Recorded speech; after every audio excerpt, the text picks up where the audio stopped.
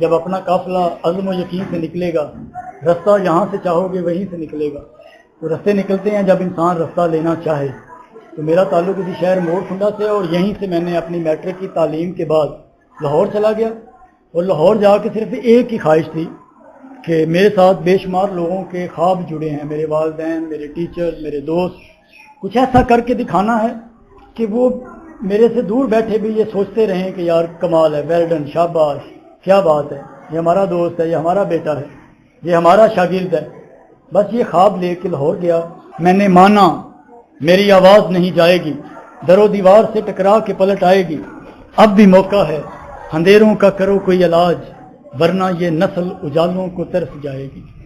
تو جو پڑھے لکھے لوگ ہوتے ہیں، جو طالب علم ہوتے ہیں، ان کا ایک ہی کام ہوتا ہے، وہ کام یہ ہوتا ہے کہ وہ اجالے بانٹتے ہیں۔ ہم سوال کرنا بھول گئے ہیں اور ہمارے خواب گونگے ہو چکے ہیں، تو ان خوابوں کو بیدار کیجیے، نیا زمانہ نئے صبح و شام پیدا کیجیے، کیونکہ اس کل کو ہماری ضرورت ہے، اس پاکستان کو ہماری ضرورت ہے۔ میں نے کل اپنی ایک بہن کا انٹرویو کیا، اس نے بڑی خوبصورت بات کی اس انٹرویو کے اندر۔ اس نے کہا ہر انسان بول رہا ہے کہ میں پاکستان کے لیے جان قربان کرنا چاہتا ہوں، لیکن پاکستان کو ہماری جانوں کی نہیں، ہماری زندگیوں کی ضرورت ہے۔ پاکستان پہ اپنی زندگیاں نچھاور کیجیے، ان کو دکھائیے کہ ہم ہیں، کہ یہ ساری باتیں کرنے کا مقصد یہ ہے کہ آپ بچوں کے بڑے لوگ ہیں، یعنی کہ آپ آگے جا رہے ہیں، اپنا فیوچر سنبھالنے جا رہے ہیں، آپ بچوں کے لیے انسپائریشن ہیں، بڑے لوگ ہیں آپ لوگ،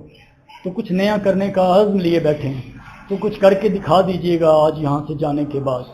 جب انسان روز کچھ نیا زمانہ قائم کرتا ہے تو روز اس کی زندگی میں کوئی نئی خوشیاں ایڈ ہوتی ہیں۔ تو میں نے بھی بس اپنی زندگی میں چھوٹے چھوٹے کام ایڈ کیے ہیں،